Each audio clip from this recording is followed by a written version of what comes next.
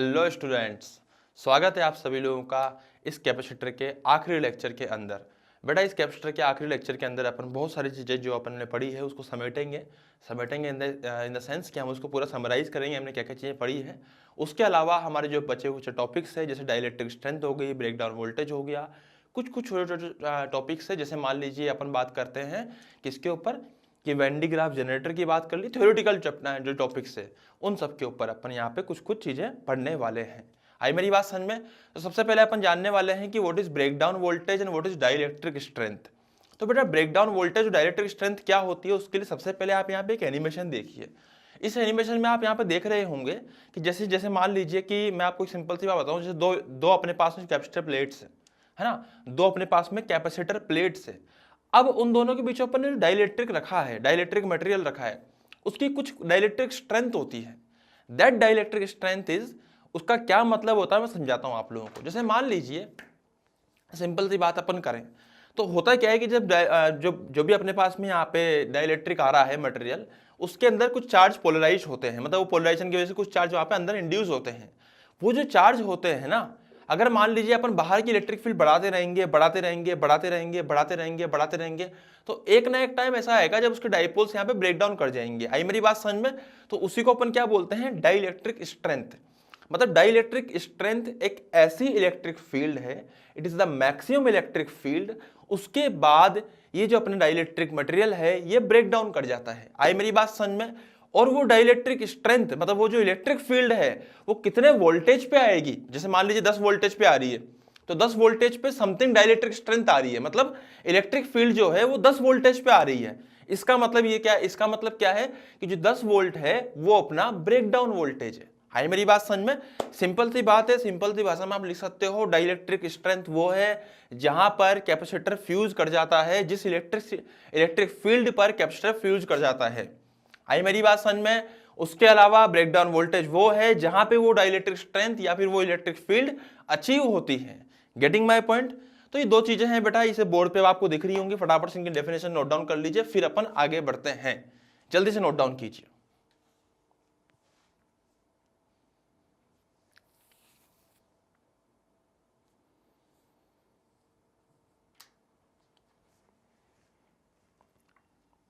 हाँ जी, अब देखिए बेटा, अब मैं यहाँ पे क्या बोलने वाला हूँ आपको। जैसे मान लीजिए इसके ऊपर अपन सिंपल सिंपल से कुछ क्वेश्चंस करते हैं। बिल्कुल सिंपल से मैं आपके सामने एक सवाल लेता हूँ। जैसे मान लीजिए कि हमने एक यहाँ पर कैपेसिटर लिया है और एक और यहाँ पे कैपेसिटर लिया है। अब हर कैपेसिटर की कुछ डाइलेक्ट्रिक स्ट्रेंथ होती है, कुछ ब्रेकडाउन वोल्टेज होता है। तो ब्रेकडाउन वोल्टेज को हम लोग शॉर्टकट में क्या लिख देते हैं, बीवी। आई मेरी बात समझ में? तो बेटा जैसे मान लीजिए कि ये जो अपना कैपेसिटर था ये था 6 माइक्रोफैरेड का। Getting my point? इसी प्रकार से ये जो कैपेसिटर था ये था 3 माइक्रोफैरेड का। अब सही है ना, ये 6 माइक्रोफैरेड का था, ये 3 माइक्रोफैरेड का था। इस वाले कैपेसिटर का जो ब्रेकडाउन वोल्टेज था वो था 4 वोल्ट, कि 4 वोल्ट के बाद निमट जाएगा ये, इससे ज्यादा करोगे तो फिर फट जाएगा बेचारा। और इसका कितना है, 10 वोल्ट। Getting my point? तो इसका 10 वोल्ट है, इसका 4 वोल्ट है, इसका 6 माइक्रोफैरेड की कैपेसिटेंस है, इसकी 3 माइक्रोफैरेड की कैपेसिटेंस है। दोनों को उठा के सीरीज में जोड़ दिया। अब पूछा है फाइंड, सवाल लिख लीजिए, फाइंड, सवाल में लिखिए बेटा, find breakdown voltage of the system formed. आई मेरी बात समझ में? जो सीरीज में अपन सिस्टम बनाया है उसका कितना ब्रेकडाउन वोल्टेज होगा, जल्दी से वो निकालिए। तो सवाल में लिखिए फटाफट से, जल्दी से लिखिए बेटा इस चीज को। हाँ जी, तो बताऊंगा मैं, टेंशन मत लो, अभी मैं बताऊंगा इस चीज को, है ना। अगला वाला आप लोग करना, 6 माइक्रोफैरेड 4 वोल्ट, 3 माइक्रोफैरेड 10 वोल्ट। बेटा मेरी बात ध्यान से समझना, इसमें करना क्या होता है उसको समझते हैं अपन। इसकी बीवी है 4 वोल्ट, इसकी बीवी है 10 वोल्ट। Getting my point? इस पे चार्ज कितना आ सकता है मैक्सिमम, तो इसको 1 बोल देते हैं अपन। तो चार्ज 1 मैक्सिमम, Q1 पे मैक्सिमम चार्ज कितना आ सकता है, वो आ सकता है 6 × 4 24 microcoulomb. Getting my point? Similarly अगर मैं इसकी बात करूं तो इस पे कितना चार्ज मैक्सिमम आ सकता है, that is Q2 maximum which is equal to 3 × 10 30 microcoulomb. Getting my point? तो बेटा एक पे 24 माइक्रोकुलाम आ सकता है, इसमें मैक्सिमम इस पे आ सकता है 30 माइक्रोकुलाम आ सकता है। अगर दोनों को मैंने सीरीज में लगा दिया तो हम ये बात जानते हैं कि सीरीज में दोनों कैपेसिटर के ऊपर चार्ज बराबर होता है। अबे सही है ना, सीरीज में दोनों कैपेसिटर के ऊपर चार्ज बराबर होता है।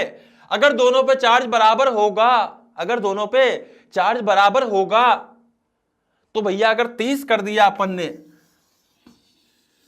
तो ये तो टिक जाएगा, पर ये फट जाएगा। अबे सही है ना, तो हमें क्या करना पड़ेगा, हमें ऐसा लेना पड़ेगा इसमें दोनों टिक जाए। और उसके लिए हम क्या मान सकते हैं, अगर हमने 24 माना तो बेचारा ये भी टिक जाएगा और ये बोलेगा ठीक है भाई क्या करें, वैसे तो 30 तक टिक सकते हैं पर 24 पे भी टिक जाएंगे, क्या करें, है ना। तो इसका मतलब ये हमारे काम का नहीं है, बट ये काम का है। मतलब इतना नहीं जाना चाहिए बट इतना जा सकता है। तो हम कह सकते हैं कि चार्ज मैक्सिमम है विच इज 24 माइक्रोकुलाम। सिस्टम का जो कैपेसिटेंस होएगा, सिस्टम का जो कैपेसिटेंस होएगा सी इक्विवेलेंट, वो कितना हो जाएगा, 6 और 3 का कितना होता है सीरीज में 2। हम लिख देता हूं यहां पे 6 × 3 divide by 6 + 3 which is 18 divided by 9 which is 2 microfarad. Getting my point बेटा, 2 माइक्रोफैरेड सी इक्विवेलेंट है, चार्ज मैक्सिमम 24 माइक्रोकुलाम है, तो बीवी कितनी आएगी, बीवी मतलब वोल्टेज, वोल्टेज कितना होता है, Q बराबर CV होता है, हम जानते हैं। अबे सही है ना, Q बराबर क्या होता है, CV। तो V कितना हो जाएगा, चार्ज अपॉन C। तो यहाँ पे V वही तो है ब्रेकडाउन वोल्टेज, वो कितना हो जाएगा, charge maximum on the system upon C equivalent of the system. अबे getting my point. And what is charge maximum, sir charge maximum is 24 microcoulomb. And what is C equivalent, it is 2 microfarad. Micro से micro उड़ा दीजिए and you will get what, 12 volt. तो इसका मतलब system की बीवी जो आई है वो कितनी आई है बेटा, 12 वोल्ट। इसकी कितनी थी, 4 वोल्ट, इसकी कितनी थी, 10 वोल्ट। दोनों को सीरीज में जोड़ दिया, दोनों की बीवी कितनी हो गई, 12 वोल्ट। अबे आ रहा है ना, पक्का ना। तो बेटा इसको ढंग से नोट डाउन कर लीजिए, नेक्स्ट क्वेश्चन मैं आपको ही दूंगा, फटाफट से नोट डाउन कीजिए जल्दी से।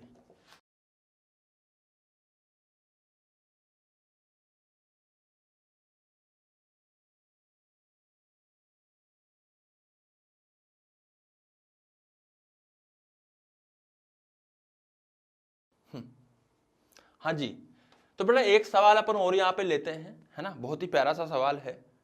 तो अपन यहाँ पे एक सवाल, एक काम करते हैं, यहाँ ले लेते हैं इस सवाल को, इधर देखिए, यहाँ ले लेते हैं इस सवाल को ना, यहाँ पे देखिए, दिख रहा है आपको यहाँ पे अच्छे से, ठीक है बेटा। यहाँ पे ध्यान समझना इस बात को, मैं आपको क्या बोलने वाला हूँ। यहाँ पर 2 कैपेसिटर लिए हैं, एक हमने जो लिया है वो है 9 माइक्रोफैरेड का, दोनों को सीरीज में जोड़ दिया है, ठीक है, दोनों की कुछ कुछ बीवियां थी, 18 माइक्रोफैरेड का। Getting my point. इसको हमने ले लिया, इसकी जो बीवी है, दोनों की बीवी लिख दीजिए भैया।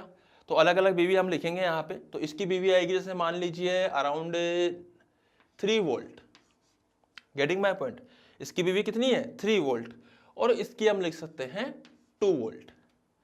तो जल्दी से बताइए दोनों की सिस्टम की बीवी कितनी होगी, जल्दी से फटाफट से फास्ट।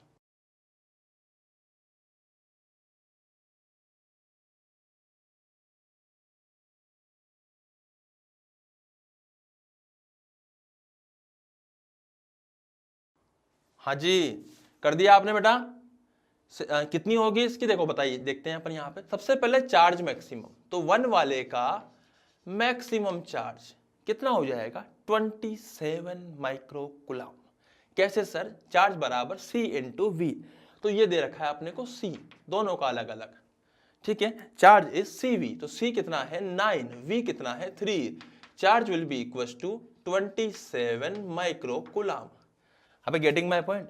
सिमिलरली अगर मैं दूसरे की बात करता हूं, Q2 maximum which is equal to कितना, 18 multiply by 2, it is 36 microcoulomb. कितना हो गया, 36 माइक्रोकुलाम। अब हम दोनों को एक ध्यान से देखेंगे। सबसे पहले क्या करना है अपने को, C इक्विवेलेंट निकालना है। अभी आ गया ना, सी इक्विवेलेंट कितना हो जाएगा, सी इक्विवेलेंट हो जाएगा साहब, दोनों सीरीज में हैं तो 9 multiply by 18 divided by 9 plus 18। अब सही है ना बेटा, what is 9 plus 18, what is 9 plus 18, 27। अब सही है ना, तो इसका मतलब 9 को पूरा ही काट सकता हूं मैं 27 से 3 बार। अब सही है ना, और 3 को उड़ा दीजिए किससे, 18 से, तो आंसर आएगा 6 माइक्रोफैरेड। अब सही है ना, कितना आएगा, 6 माइक्रोफैरेड। तो यहां पे मैं कह सकता हूं कि भाई साहब जो सिस्टम की बीवी होगी वो हो जाएगी charge maximum of the system upon C equivalent of the system. क्या बात है सर, चार्ज मैक्सिमम कितना होगा, इसका 27, इसका 36। बेटा ये वाले का 27 हो सकता है मैक्स टू मैक्स, इसका 36 हो सकता है। 36 दोनों का कर दूंगा तो ये फट जाएगा, सिस्टम तो बचा के रखना ना अपने को। इसका 36 कर दूंगा तो ये बच जाएगा, लेकिन अगर 27 करा तो ये भी बच जाएगा और ये भी बच जाएगा। तो 27 इज द मैक्सिमम चार्ज। अबे सिंपल सी बात है ना, divided by C equivalent which is 6। तो आंसर कितना आएगा, इसको हम सोल्व कर सकते हैं, 3 से इसको कैंसिल आउट कर दीजिए, बचेगा 9 divided by 2 which is 4.5 volt. This is the BV of the system, breakdown voltage of the system. तो आप इसको नोट डाउन कीजिए। आई मेरी बात समझ में, फटाफट से जल्दी से।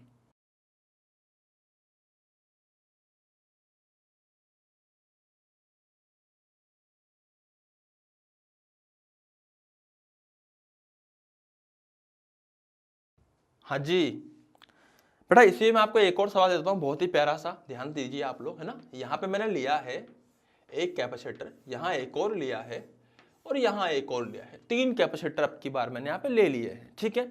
इसको मैंने मान लिया है 4 माइक्रोफैरेड, इसको मान लिया है 12 माइक्रोफैरेड, इसको मान लिया है 6 माइक्रोफैरेड, ठीक है। तो इस प्रकार से 3 अपने पास में कैपेसिटर आए, तीनों की कैपेसिटेंस आ चुकी है। अब हम बात करेंगे, तीनों की बीवियां दे रखी है हम लोगों को। पहले वाले की बीवी कितनी है, 10 वोल्ट, दूसरे वाले की कितनी है 6 वोल्ट, और तीसरे वाले की कितनी है 8 वोल्ट। अब सही है ना, तो फटाफट से आप भी सोल्व कीजिए इसको जल्दी से, सिस्टम की बीवी कितनी होगी।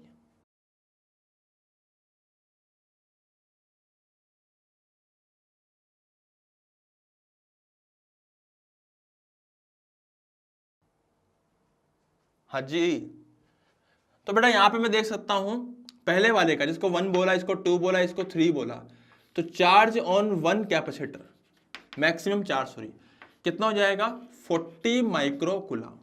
अबे सही है ना, चार्ज ऑन, बिल्कुल सिंपल से सवाल बनते हैं बेटा, इसके ऊपर कुछ भी नहीं है। कितना आएगा मल्टीप्लाई करने पे, 72 micro coulomb, 6 × 12 72 micro coulomb. Similarly अगर मैं 3 की बात करूंगा तो कितना हो जाएगा 48 माइक्रो कूलम। वाह वाह क्या बात है, जबरदस्त हो चुका है 3, ठीक है। तो हम क्या बोलेंगे अब यहाँ पे, हम बोलेंगे कि भैया, हम बोलेंगे तीनों में से किसका चार्ज मानूं मैक्सिमम सिस्टम का, इस वाले का। अबे सही है ना, इसका तो मान ही नहीं सकते, क्योंकि इसका मान लिया 48 मान लिया तीनों का तो ये निमट जाएगा, 72 मान लिया दोनों निमट जाएंगे, अगर 40 मान लिया तीनों बच जाएंगे।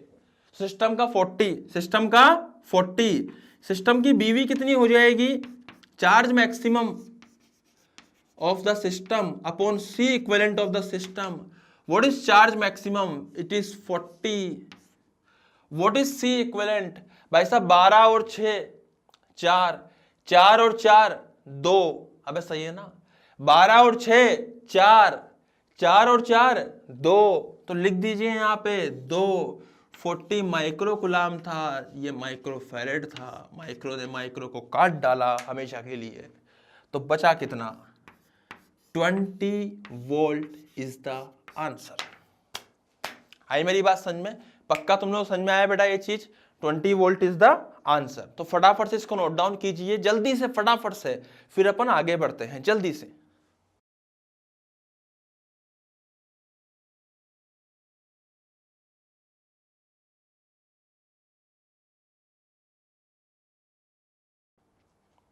हाँ जी, तो बेटा यहाँ पे मैं एक सवाल और समझाने वाला हूँ आपको, ध्यान दीजिए आप लोग।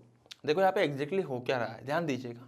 जैसे मान लीजिए कि ये सिस्टम था 3 का, वो सिस्टम था 2 का, हमने क्या करा, सबका कॉम्बिनेशन ले लिया, सबका कॉम्बिनेशन ले लिया। आप ध्यान दीजिएगा यहाँ पे, ढंग से देखिए, आपको दिख रहा है तो ना, देखिए यहाँ पे एक एक चीज। जैसे अपन ने माना यहाँ पे इस तरह से 2 कैपेसिटर, कौन से वाले, जो सबसे पहले अपन ने चूज किए थे, कौन से सर, सबसे पहले किए थे 6 माइक्रोफेरेड, आपकी कॉपी में लिखा होगा ना 3 माइक्रोफेरेड। इन दोनों की बीवियां कितनी थी, एक की बीवी थी 4 वोल्ट, एक की बीवी थी 10 वोल्ट। अभी कॉपी में ये तो लिखा है ना, सही है कि नहीं है। उसके बाद अगर मैं यहां इन तीनों की बात करूं तो ये तीनों कितने हैं, ये तीनों है 3 कैपेसिटर है, यहां पे भी अलग अलग बीवीज है, एक की बीवी 10 वोल्ट, 6 वोल्ट एंड 8 वोल्ट। अभी गेटिंग माय पॉइंट। हम जानते हैं कि ये कैपेसिटर है 4 माइक्रोफैरेड का, 12 माइक्रोफैरेड का और 6 माइक्रोफैरेड का। बेटा ध्यान दीजिए सवाल के अंदर, अगर इन दोनों को और इन तीनों को सबको एक साथ जोड़ दिया, कैसे जोड़ा है वो आप जानते हो, कैसे जोड़ा है, पैरेलल में। पहले 2 को सीरीज में, 3 को सीरीज में और आपस में दोनों सिस्टम को पैरेलल में। तो बेटा सिस्टम की भी कॉमन बीवी कितनी आएगी, तो भैया कॉमन ब्रेकडाउन वोल्टेज अगर अपने को निकालना है तो बड़ा इंटरेस्टिंग सा यहाँ पे सवाल पैदा हो जाता है कि कॉमन ब्रेकडाउन वोल्टेज कैसे निकालेंगे। तो सब समझने के लिए मैं आपको एक चीज समझाता हूँ, तो ध्यान दीजिएगा, ध्यान सुनिएगा। बेटा यहाँ पे दे रखा है आपको कितना कि इन दोनों की अपन ने कितनी निकाली थी, इन दोनों को निकालने की जरूरत नहीं है। सीरीज में निकालने के लिए क्या करना होता है, चार्ज निकाल लिए, 6 चौक 24, 3 30, 24 इधर है 30 इधर है, सिस्टम का इक्विवेलेंट आएगा 2, तो ब्रेकडाउन वोल्टेज आएगा 12। अरे पहले निकाला हुआ है ना, सही है कि नहीं है। इसका कितना 40, 72, 48, सिस्टम का टोटल 40 होना चाहिए और सी इक्विवेलेंट हो जाएगा 12 और 6 4 और 4 2। तो हम कह सकते हैं कि यहाँ पे सिस्टम का 40 डिवाइडेड बाय 2 इज 20 वोल्ट। वो जो अपने पहले रिपीट किया है मैं उसी को रिपीट कर रहा हूँ। तो इसकी 20 वोल्ट है, वो कैलकुलेशन बचाने के लिए ही मैंने वापस वो वाले एग्जाम्पल लिए हैं, वरना मैं कुछ अलग सा एग्जाम्पल ले लेता यहाँ पे, बट वो कैलकुलेशन के अलावा उसमें और कुछ भी नहीं पड़ता। बट 20 वोल्ट 12 वोल्ट का ऊपर वाला आएगा, 20 वोल्ट का नीचे वाले की बीवी आएगी। अब समझना भाई, पैरेलल में दोनों का वोल्टेज बराबर होता है। अगर मैंने 12 वोल्ट ब्रेकडाउन ले लिया सिस्टम, सॉरी 20 वोल्ट ले लिया ब्रेकडाउन वोल्टेज, तो इसका 20 वोल्ट आएगा, ये टिक जाएगा, कोई दिक्कत नहीं। बट ऊपर वाला नहीं टिक पाएगा, क्योंकि ऊपर वाले का पूरे सिस्टम का 12 वोल्ट है।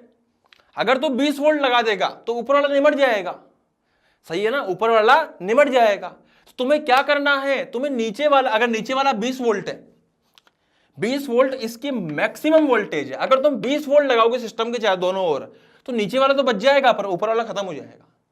बट अगर तुम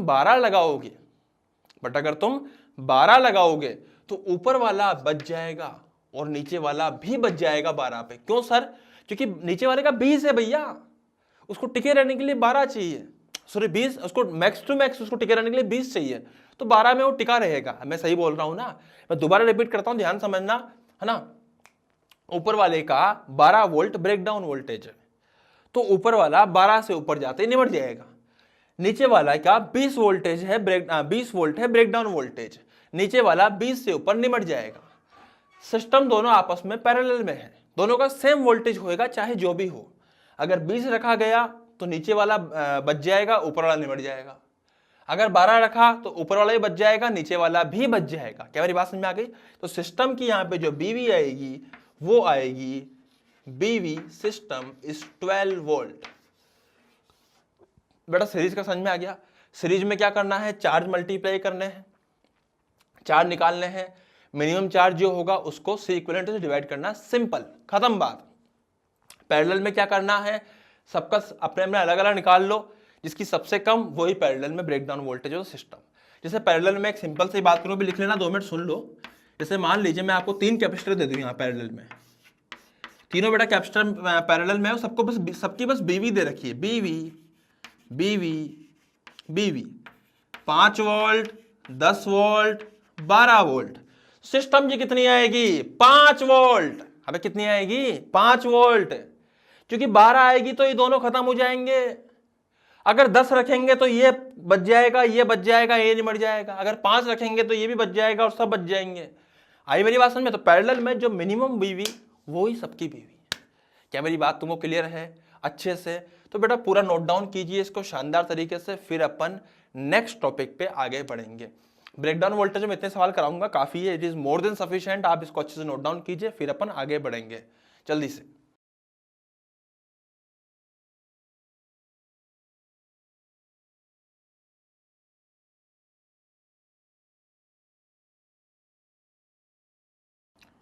हाँ भाई, तो insertion of dielectric at constant charge.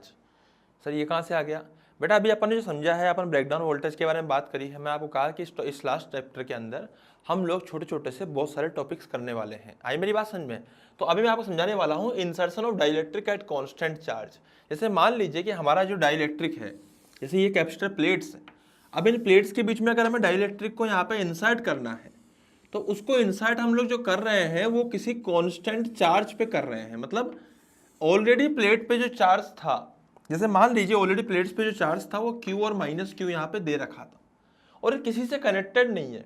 तो जब डाइलेक्ट्रिक इसमें अंदर एंटर करेगा तो उसमें भी उसके देखो ओवरऑल जो चार्ज रहेगा it will remain constant. Getting my point?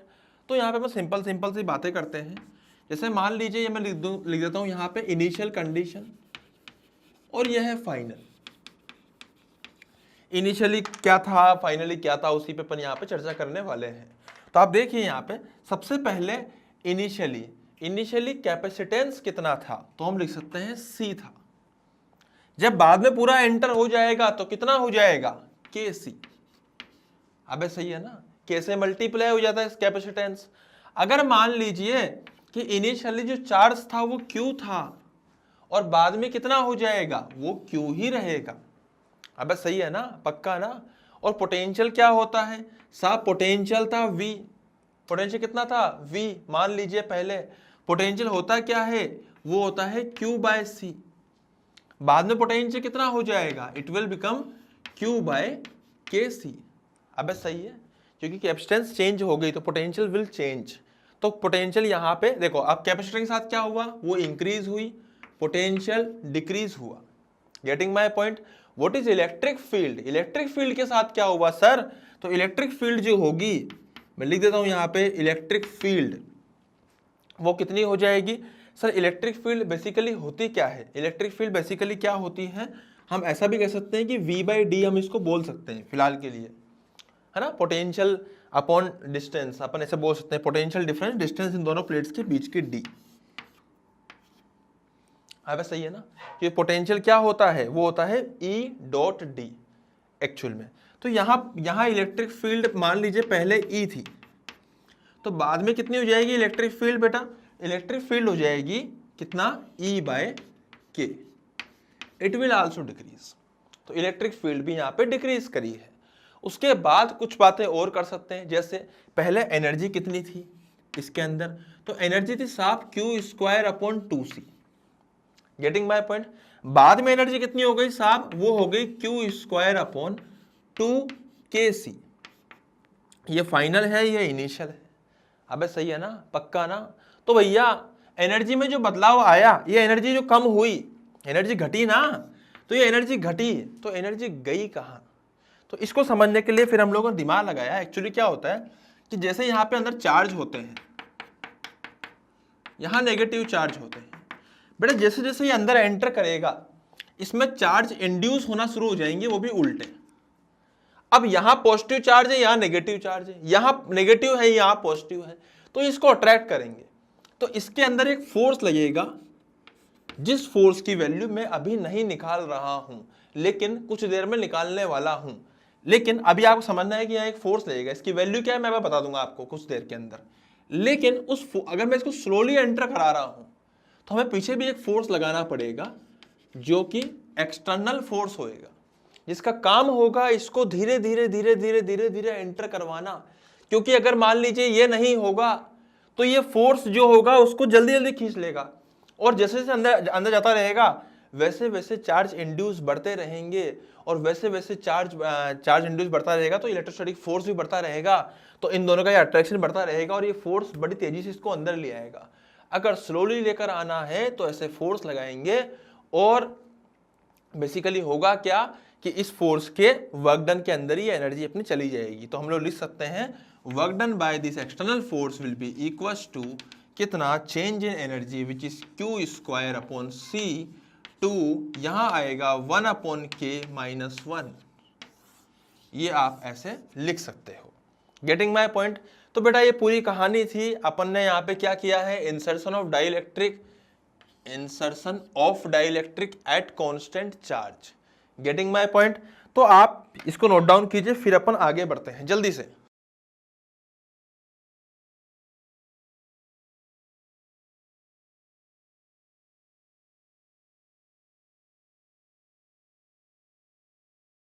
हाँ जी बेटा, अगली कहानी इसी के अंदर, at constant insertion of dielectric at constant potential.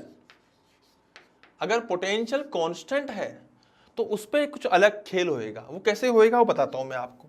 जैसे मान लीजिए कि हमने यहाँ पे 2 प्लेट्स लिए इस प्रकार से, है ना, ऐसे 2 प्लेट्स लिए हम लोगों ने, और ये 2 प्लेट्स को हम लोगों ने जैसे मान लीजिए कि इस यहाँ पे अपन इसको डाइलेक्ट्रिक को एंटर करवा रहे हैं,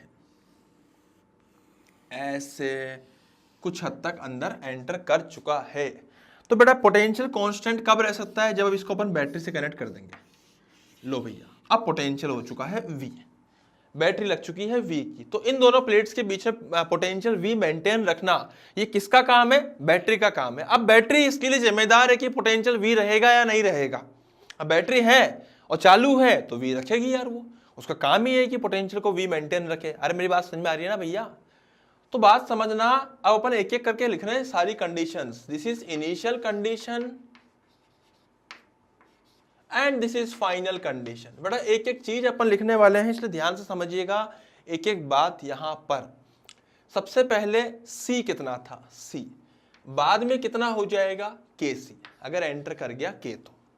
गेटिंग माय पॉइंट। अगर एंटर कर गया यहां पे K तो चार्ज कितना हो जाएगा, चार्ज होता है Q which is initial charge, उसकी वैल्यू थी CV के बराबर। अब सही है ना।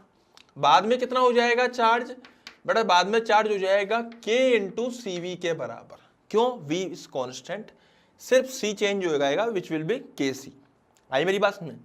पोटेंशियल पहले कितना था V, पोटेंशियल बाद में कितना था V। अब सही है ना। इलेक्ट्रिक फील्ड पहले कितनी थी E, इलेक्ट्रिक फील्ड बाद में कितनी थी E। अब इलेक्ट्रिक फील्ड रिमेन सेम, क्यों, पोटेंशियल भी तो सेम है तो इलेक्ट्रिक फील्ड भी सेम रहेगी ना यार। आया कि नहीं आया। अब आगे बात करते हैं अपन एनर्जी की। भाई साहब एनर्जी की बात करो, एनर्जी पहले कितनी थी, हाफ CV², बाद में कितनी हो जाएगी, हाफ KCV²। अबे आ रहा है ना, एनर्जी बढ़ेगी नहीं बढ़ी, बढ़ गई ना यहाँ पे, पक्का ना।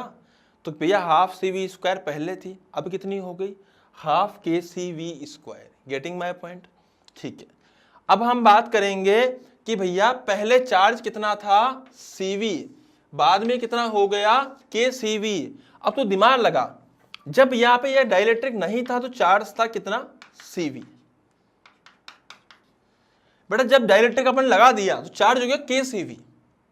इसका मतलब इससे कुछ चार्ज निकल के उधर गया, और कितना चार्ज फ्लो करा वो मैं लिख रहा हूं यहाँ पे, वो फ्लो करेगा K-1 into CV। Basically charge कितना फ्लो करा, KCV माइनस CV। तो वो K कॉमन ले लिया अपन, सॉरी CV कॉमन ले लिया, तो K-1 इंटू CV, इतना चार्ज फ्लो करके उधर गया है। तो यहाँ पे वर्क डन बाय बैटरी कितना हो गया, work done bye battery. Battery कितना काम करेगी साहब, बैटरी काम करेगी साहब charge phloem multiply by potential of the battery, EMF of the battery. तो चार्ज कितना फ्लो करा साहब, K-1 into CV into V। तो जो बैटरी ने वर्क किया है वो किया है K-1 CV का square. Getting my point, K-1 CV का स्क्वायर। लेकिन बेटा एनर्जी में कितना बदलाव आया, इंक्रीज इन एनर्जी, वो आया मात्र हाफ K-1 CV²। सर कैसे पता, बेटा इसमें से इसको माइनस कर दिया तो हाफ CV² कॉमन आ गया, और K-1 बचा है, ये अपने एनर्जी में चेंज आया है। लेकिन बैटरी ने वर्क तो इतना किया था, इसका मतलब हाफ एनर्जी अभी भी चली गई। अब तुम या तो ऐसे कह दो कि भैया हीट में चली गई, या ऐसे कह सकते हैं कि work done by external force में चली गई, क्योंकि एक्सटर्नल फोर्स भी यहाँ पे वर्क करेगा। अगर जैसे मान लीजिए बिल्कुल भी रेजिस्टेंस है ही नहीं वायर के अंदर, तो फिर हीट कैसे प्रोड्यूस होगी, है ना। तो work done by external force में एनर्जी चली जाएगी। कितनी जाएगी वो, half K-1 CV²। Getting my point. तो बेटा ये कहानी थी किसकी, कि हम लोगों ने कांस्टेंट पोटेंशियल के ऊपर डाइलेक्ट्रिक को इंसर्ट किया कैपेसिटर प्लेट्स के बीच में। फटाफट से इसको भी नोट डाउन कर लीजिए आप लोग।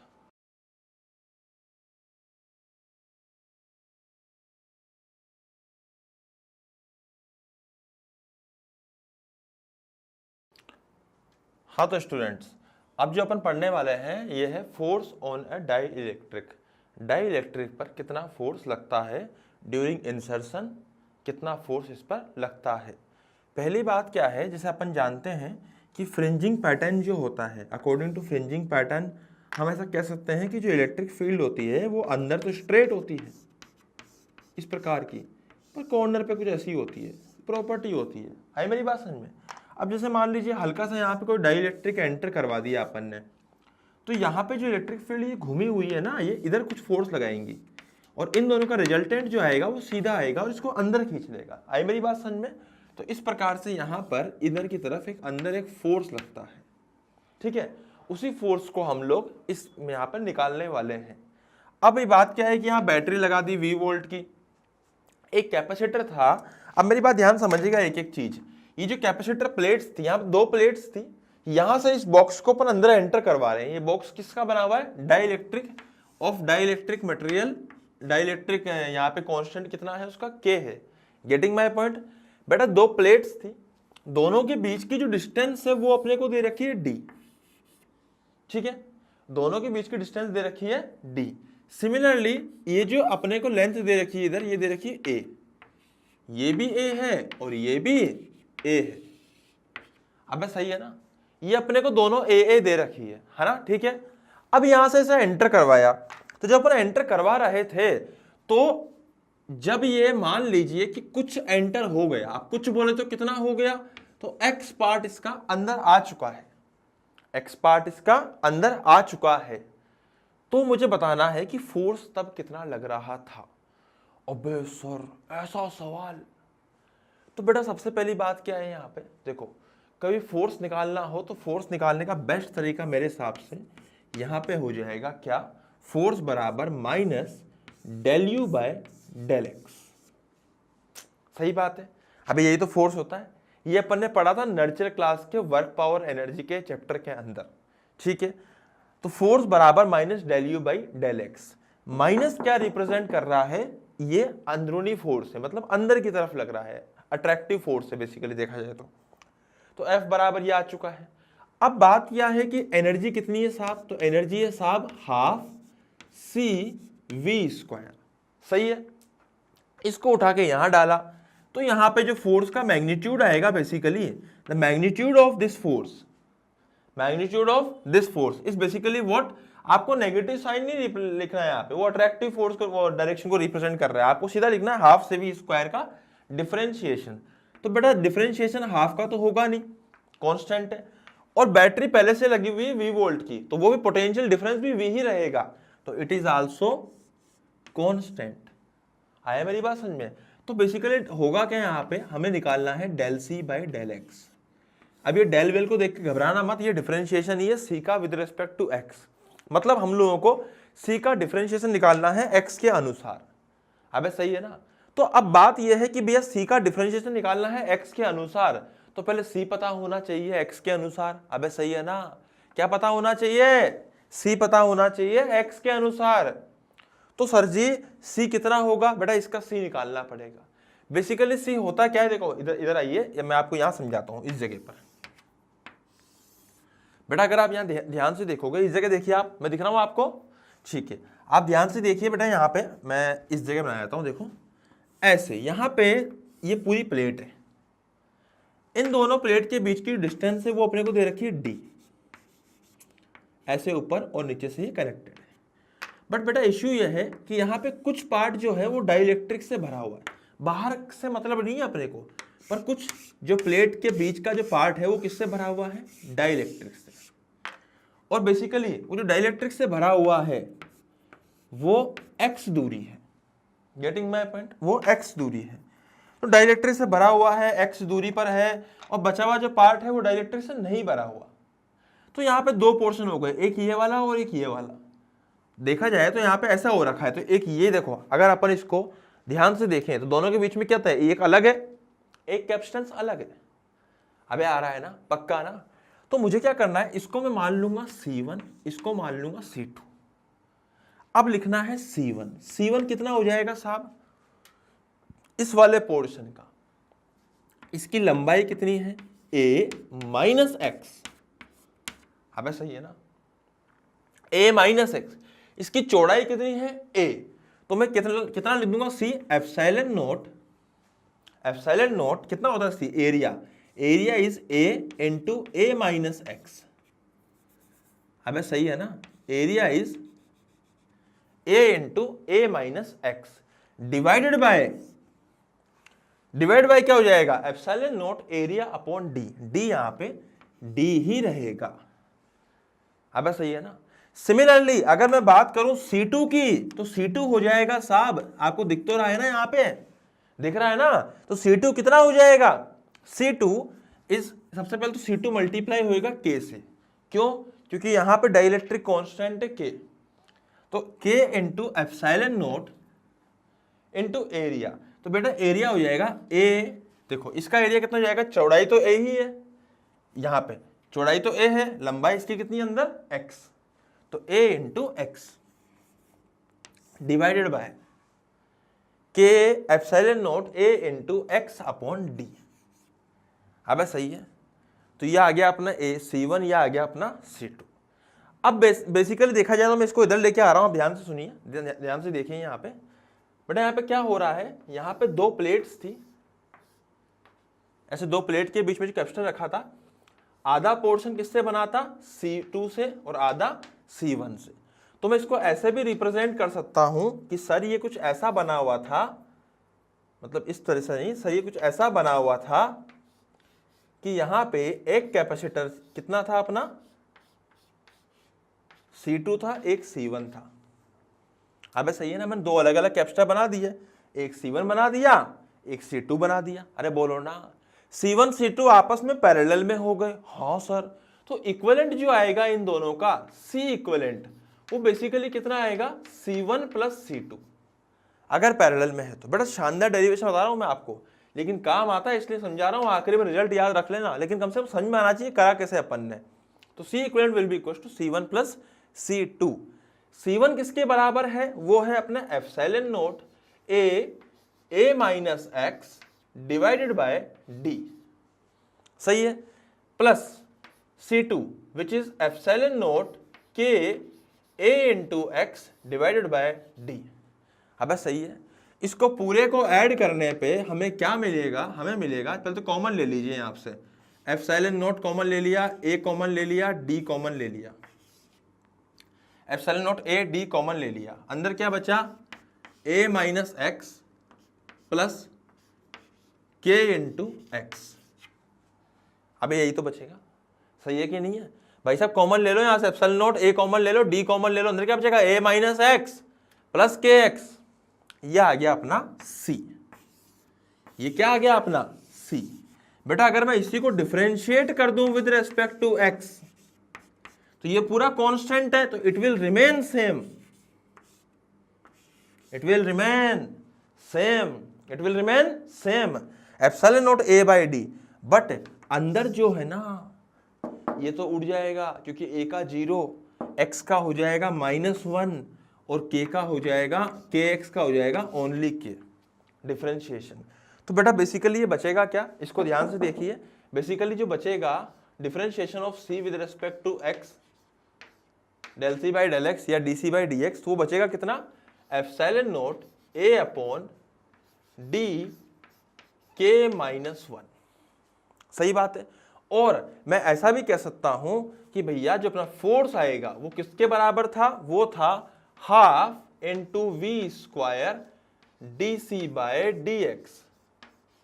तो यहां पे d C by d x कितना है, इसको पुट कर दीजिए, तो आएगा half into V square epsilon naught A by d के माइनस 1 का ये पूरा multiply by this is the force between force on the dielectric during its insertion. Getting my point. तो ये बड़ा खतरनाक सा यहाँ पे डेरिवेशन अपन ने करा है, लेकिन है बड़ा काम का। मेरी बात ध्यान समझिए, आप इसको पूरे को अपन देख सकते हैं यहाँ पे, ठीक है। तो वहां से बेटा यहाँ तक आपको पूरा नोट डाउन करना है, अच्छे से समझना है। मैंने यहाँ पे क्या किया है देख लीजिए आप। यहाँ पे बेसिकली मैंने किया क्या है, मैंने सिर्फ लिखा है फोर्स होता है D you by d x, जो अपन ने वर्क पावर में पढ़ा था। यू होता है हाफ सी वी स्क्वायर। तो बेसिकली मैंने किया क्या, हाफ और वी स्क्वायर तो कॉमन ले लिया, सिर्फ सी का डिफरेंशिएशन किया है।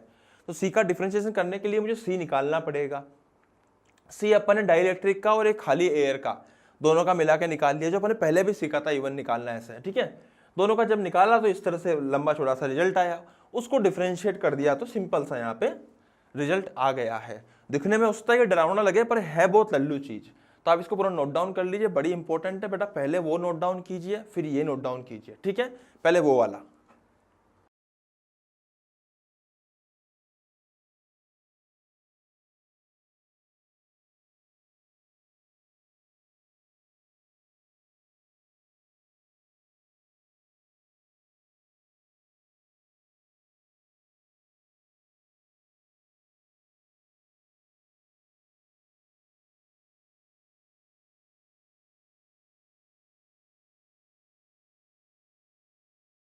हाँ भाई, तो कुछ क्वेश्चंस और होते हैं जो नीट वगैरह के लिए इंपॉर्टेंट है। तो मैं आपको एक ग्राफ वाला क्वेश्चन कराता हूँ, जल्दी से सुनिए आप फटाफट से किस प्रकार से इंपॉर्टेंट है। जैसे मान लीजिए कि अपने यहाँ पे दो प्लेट्स हैं, ध्यान समझिएगा बेटा। ऐसे दो प्लेट दे रखी है अपने को, है ना। इन दोनों प्लेट्स के बीच में हमने क्या करा, एक डाइलेक्ट्रिक रख दिया। जैसे मान लीजिए ऐसे डाइलेक्ट्रिक अपन ने यहाँ पे प्लेस कर दिया है, डाइलेक्ट्रिक मटेरियल जिसका कुछ के होगा। आई मेरी बात समझ में। अब इसकी कुछ थिकनेस होगी समथिंग, इसकी कुछ थिकनेस होगी, इसकी कुछ थिकनेस होगी। जैसे मान लीजिए T1 है, T2 है, T3 है। बहुत ज़्यादा कुछ काम का नहीं है, बट समझना है बात को अपने को। जैसे बात यह है कि जैसे मान लीजिए थिकनेस काम की नहीं है, क्वेश्चन तो बहुत काम का है, ऐसी बात नहीं है, क्वेश्चन काम का है। पोटेंशियल यहाँ V ले रखा है, आई मेरी बात समझ में। तो बेटा एक बात ध्यान रखिएगा कि अगर यहाँ पोटेंशियल V है तो इधर पक्का V होगा, इधर जीरो होगा। अब ये क्लियर है ना, इधर जीरो होगा तो इधर V होगा, इधर पक्का V, इधर जीरो होगा। तो अगर मुझसे बोला जाए कि इसमें ग्राफ बनाइए, किसके बीच में ग्राफ, V और X के बीच में, पोटेंशियल और X के बीच में। भाई अगर X यहां से अगर अपन ने X मानना स्टार्ट किया 0, तो वहां तक कितना आ जाएगा। तो देखो यहां तक जो टोटल डिस्टेंस है वो D दे रखी है। अब सही है ना। तो मैं इसको 3 हिस्सों में तोड़ दूंगा। कैसे, पहला T1, दूसरा T2, तीसरा T3। एक ग्राफ और पूछते हैं तो उसको भी अपन नोट डाउन कर लेते हैं। दूसरा जो ग्राफ है वो है E और X का। आई मेरी बात समझ में। तो बेटा ऐसे इसको भी 3 हिस्सों में तोड़ दीजिए, 1 2 3। आई मेरी बात समझ में। इसको T1 लिख दें, इसको T2 लिख दें, इसको T3 लिख दें। सिमिलरली वहां भी ऐसे ही होएगा, T1 T2 and T3। Getting my point. अब बात यह है ना कि भैया यहां पे अगर अपन ने E और X का ग्राफ माना है, तो पहली बात समझना अच्छे से बेटा। पहला क्या है, अंदर इलेक्ट्रिक फील्ड क्या होगी T1 के अंदर, epsilon note. Sorry, electric field कितनी होती है, इलेक्ट्रिक फील्ड होती है सर सिग्मा E बराबर सिग्मा अपॉन एप्सिलॉन नोट। सही बात है। तो यहां इलेक्ट्रिक फील्ड कितनी हो जाएगी, मान लीजिए कुछ ऐसी होगी, कांस्टेंट होगी, और कितनी होगी, सिग्मा बाय एप्सिलॉन नोट। अब सही है ना। सिमिलरली T3 वाले केस के अंदर भी electric field will remain same, it is also sigma by epsilon note. लेकिन अगर मैं बात करूं इस वाले के अंदर, तो इस वाले में इलेक्ट्रिक फील्ड जो हो जाएगी वो हो जाएगी sigma by K epsilon note. कितनी हो जाएगी, sigma by K epsilon note. ऐसा क्यों सर, क्योंकि के तो बड़ा होता है 1 से, बड़ा होगा तो इलेक्ट्रिक फील्ड थोड़ी नीचे आ जाएगी। तो सिग्मा बाई एप्सिलॉन नॉट या सिग्मा बाई के एप्सिलॉन नॉट हो गया। Getting my point. अब बेटा बात समझना, अब अगर मैं ग्राफ बनाना चाहूं तो भैया ग्राफ होता क्या है, इलेक्ट्रिक फील्ड एक्चुअली होती क्या है, electric field actually basically is equal to del V by del x, वो भी नेगेटिव में। अब सही है ना, इसका मतलब अगर ये जो इलेक्ट्रिक फील्ड है दिस इज कांस्टेंट, तो अगर v और x की बात करूंगा तो v और x के ग्राफ का जो स्लोप होगा उसका नेगेटिव ही इलेक्ट्रिक फील्ड होगी। अब समझ में आ रहा है ना, तो इसका मतलब है इसका, जैसे मान लीजिए यहां पे अगर स्लोप बनाया अपन, स्लोप ऐसा बनाएंगे सर, ऐसा क्यों करा आपने, क्योंकि बेटा ये जो स्लोप है ये एक्चुअल में नेगेटिव स्लोप है। क्यों, तो पता है ना एंगल बड़ा है 180 90 से यहाँ पे, तो स्लोप यहाँ पे नेगेटिव आएगा। नेगेटिव स्लोप का फिर अपन नेगेटिव लगाएंगे तो ओवरऑल आइटम पॉजिटिव हो जाएगा, एंड इलेक्ट्रिक फील्ड हो जाएगी सिग्मा बाई एप्सिलॉन नॉट। ऐसे मान लीजिए यहाँ पे एंगल बनाया इसने θ1, उसके बाद क्या इलेक्ट्रिक फील्ड कम हो गई, इसका मतलब स्लोप कम होना चाहिए, इसका मतलब ये थोड़ा सा ऐसा लेट जाना चाहिए। सही बात है, तो ऐसा लेट जाएगा, एंगल मान लीजिए यहाँ पे θ2 मान लिया, उसके बाद अगेन इलेक्ट्रिक फील्ड पहले वाले के बराबर हो गई, मतलब स्लोप बराबर हो जाएगा, मतलब एंगल फिर से, और ऐसा भी नहीं, इसको कुछ ऐसे लेना पड़ेगा कि ये ऐसे हो जाए, एंगल फिर से अपना θ1 हो जाएगा। ठीक है, θ1 हो जाएगा, क्यों, क्योंकि θ1 बराबर होना चाहिए यहां पे, और यहां पे स्लोप बराबर होना चाहिए। क्यों बराबर होना चाहिए, क्योंकि स्लोप ही इलेक्ट्रिक फील्ड के बराबर है, और इलेक्ट्रिक फील्ड यहां और यहां पे बराबर है। अबे समझ में आ रहा है ना, तो बेटा कितना लिख दूंगा मैं यहाँ पे, देखो स्लोप की जो वैल्यू कितनी आएगी tan θ1, और tan θ1 किसके बराबर आ रहा है, बेसिकली यहाँ पे किसके बराबर आ रहा है, sigma by epsilon not magnitude wise. हमें सही है ना, उसी प्रकार से अगर मैं θ2 की बात करूं तो tan θ2 वो अगेन इलेक्ट्रिक फील्ड के बराबर आ रहा है, और it is equal to sigma by K epsilon naught, it is again magnitude wise. Getting my point. तो आप इन दोनों को यहाँ पे भी लिख सकते हैं। अभी आप लिख लेना, पहले मैं आपको एक छोटा सिंपल सवाल इसमें और करा देता हूं, लिख लीजिएगा उसके बाद आप लोग, है ना, फटाफट से भी आप आगे सुनिए बेटा। बेटा मान लीजिए कि अपन ने ऐसे डाइलेक्ट्रिक लिया है, और इस डाइलेक्ट्रिक में हम लोगों ने एक बैटरी लगा दी है V वोल्ट की, अगेन कैपेसिटर लिया है अपन ने, डाइलेक्ट्रिक नहीं, गलती से बोल दिया। और हम लोगों ने क्या करा, डाइलेक्ट्रिक मटेरियल जहां लेना होता है वहां आज ले लिया है कंडक्टर, बस का कंडक्टर ले लिया अपन ने वहां पर। तो कंडक्टर ले लिया है, उसकी थिकनेस समथिंग मान लीजिए T2 हो जाएगी, इसकी T1 हो जाएगी, इसकी भी T1 हो जाएगी। हमसे पूछा गया है ग्राफ कैसा बनेगा, तो बेटा दिमाग लगाओ अगर तुम लोग, तो आप फटाफट से, मैं आपको जल्दी सिखा देता हूं कैसे ग्राफ बनेगा। E और X, V और X, सही बात है, E और X तीन हिस्सों में तोड़ दे फटाफट से, टाक टाक टाक। भाई साहब इलेक्ट्रिक फील्ड कितनी आएगी इस वाले पोर्शन में, यहां आएगी साहब सिग्मा बाय एप्सिलॉन नॉट। साहब इसमें भी सेम ही रहेगी साहब, वाह वाह, लेकिन साहब कंडक्टर में इलेक्ट्रिक फील्ड 0 होती है, ओहो, तो यहां पे 0 आएगी। आई मेरी बात समझ में, इलेक्ट्रिक फील्ड यहां पे 0 हो जाएगी। अगर ऐसे ही अपन ने इसको तीन हिस्सों में तोड़ा और स्लोप बनाने का प्रयास किया, तो यहां स्लोप आएगा साहब ऐसा जो, फिर एकदम 0 स्लोप, बिल्कुल स्ट्रेट लाइन, बिल्कुल स्ट्रेट लाइन, मतलब स्लोप इज 0। फिर अगेन नीचे, बेटा अगर आपको स्लोप में प्रॉब्लम है तो ये चीज अपन लोगों को काइनामेटिक्स और बेसिक मैथ्स में सिखाई जाती है क्लास नर्चर के अंदर। आई मेरी बात समझ में, तो आप नर्चर वाले सर से ये सब चीजें पूछ सकते हो, है ना। अभिषेक सर से आप पूछ सकते हो ये सब चीजें कि इस तरह से ग्राफ किस प्रकार से बना है, लेकिन ये पार्ट किसका है, क्लास नर्चर का है। आई मेरी बात, यहाँ तो अपन डायरेक्टली इसका एप्लीकेशन पढ़ रहे हैं स्लोप का और लाइंस का। तो मैं फिर से बोलूंगा, यहाँ पे जो एंगल आएगा this is theta, and this angle will also be theta. यहाँ पे एंगल 0 आ रहा है क्योंकि इलेक्ट्रिक फील्ड 0 आनी थी। tan थीटा किसके बराबर आएगा, सिग्मा बाई एप्सिलॉन नॉट के। तो बेटा इस प्रकार से अपन ग्राफ वाले सवाल करते हैं, फटाफट से नोट डाउन कीजिए, फिर अपन आगे बढ़ेंगे जल्दी से।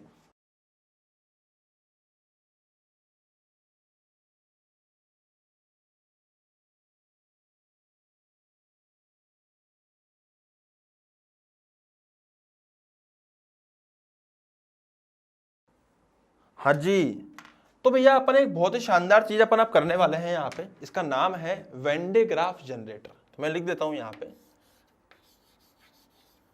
कुछ भी नहीं है, बहुत सिंपल सी चीज है, मैं आपको ग्राफिक्स में ही सिखा दूंगा ये चीज।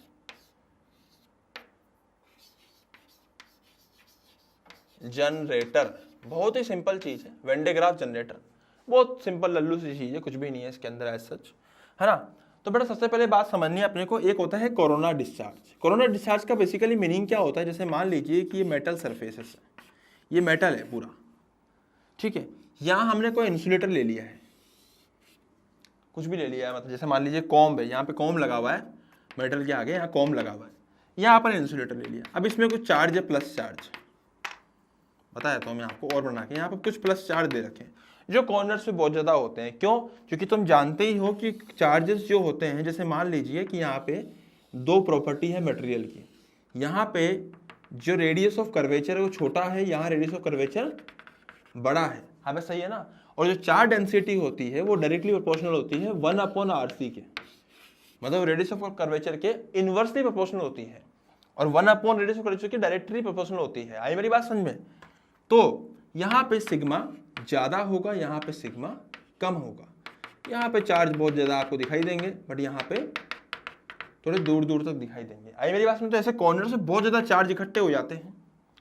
अब अगर अपन इसके पास में बिल्कुल पास में अगर कोई इंसुलेटर ले आते हैं तो चार्ज क्या करते हैं, उछल उछल के इधर आ जाएंगे बेसिकली। एक्चुअली होता क्या है ना, रियल केस क्या होता है, रियल केस ये होता है कि ये जो मटेरियल है इसके नेगेटिव चार्ज कूद कूद के इसके पास आ जाते हैं और इसको न्यूट्रलाइज कर देते हैं। आई मेरी बात समझ में? अब ये तो मेटल का सरफेस है, इधर सोर्स है, चार्ज फिर आ जाएंगे, पर अभी भेजना नहीं है, अभी फिलहाल क्या हुआ, इसको न्यूट्रलाइज कर दिया। जैसे ही न्यूट्रलाइज किया अब ये खुद पॉजिटिव चार्ज बन गया। क्यों? क्योंकि इसके नेगेटिव कूद के इधर आ गए थे, अब ये पॉजिटिव हो गया। तो इस तरह की चीज अपन वेन डे ग्राफ जनरेटर में काम लेते हैं। अब समझना है यहाँ पे क्या हो रहा है।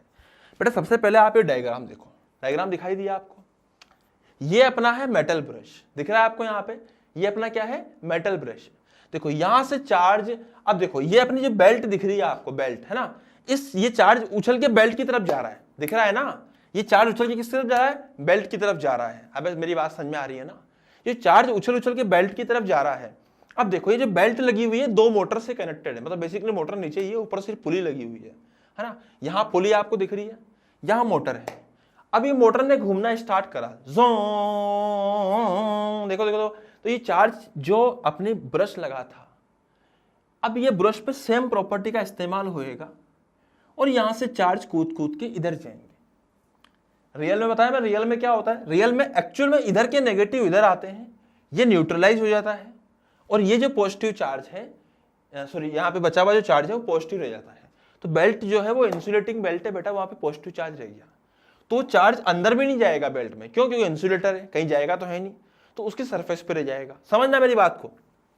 अब जैसे मोटर चल रही है अपनी, देखो चार्ज ऊपर रवाना हो गया, जो जो जो जो जो जो दिख रहा है चार्ज ऊपर जाते हुए, जो जो जो जो जो जा रहा है, जा रहा है, जा रहा है, फिर से दोबारा ब्रश मिल गया अपने को, फिर से सेम कहानी होगी। अब बेल्ट से कूद कूद के दोबारा कहां आएंगे, कॉर्नर्स पे चार्ज आएंगे, और जब कॉर्नर्स पे चार्ज आएंगे तो यहां से मेटल सरफेस से होते हुए आउटर सरफेस में चले जाएंगे। देख रहे हो, देख मोटर चल रही है, दिख रहा है, चार्ज कूद रहे हैं, मोटर चल रही है, चार्ज ऊपर जा रहे हैं, कूद के बाहर जा रहे हैं। दिख रहा है आपको ये चीज अच्छे से समझ में आ रही है बेटा? ये बहुत सिंपल सी बात है, आपको इसको नोट डाउन करने की जरूरत नहीं है, फोटो वोटो खींचनी खींच लो, आपको इच्छा हो तो, आप चाहो तो वीडियो बना लो और कुछ नहीं तो। लेकिन मेनली इंपॉर्टेंट चीज ये है, ये जो चल रहा है सिस्टम, इसको बस आपको समझना है। एज इट इज नोट्स इसको आपको हम लोग बना के दे देंगे, कोई इश्यू नहीं है, आप उसको घर जाके ढंग से नोट डाउन कर लीजिएगा। पर आप चाहो तो इसको फोटो खींच लो, चाहो तो देख लो, चाहो समझ लो, आपकी जो भी इच्छा है। समझ में आ गया ना खेल हो क्या रहा है? बिल्कुल सिंपल सा चीज है, when day graph generator corona discharge पे वर्क करता है। एज सच बहुत ज्यादा इंपॉर्टेंट भी नहीं है, बट बाई चांस कोई सवाल आ जाए तो हम लोग एटलीस्ट कर पाएंगे इसको, है ना। तो आप इसको देख लीजिए, अच्छे से समझ लीजिए बेटा। और बात यह है कि अब जैसे बाहर जो चार्ज इकट्ठा होता जा रहा है, होता जा रहा है, होता जा रहा है, होता जा रहा है, होता जा रहा है, तो क्या होगा ना कि चार्ज इकट्ठा बढ़ता जाएगा, बढ़ता जाएगा, बढ़ता जाएगा, बढ़ता जाएगा, बढ़ता जाएगा, तो बाहर इलेक्ट्रिक फील्ड भी बढ़ रही है। अब भैया एयर की तो कोई ना कोई डाइलेक्ट्रिक स्ट्रेंथ होती है, मैंने आपको समझाया भी था कि व्हाट इज डाइलेक्ट्रिक स्ट्रेंथ।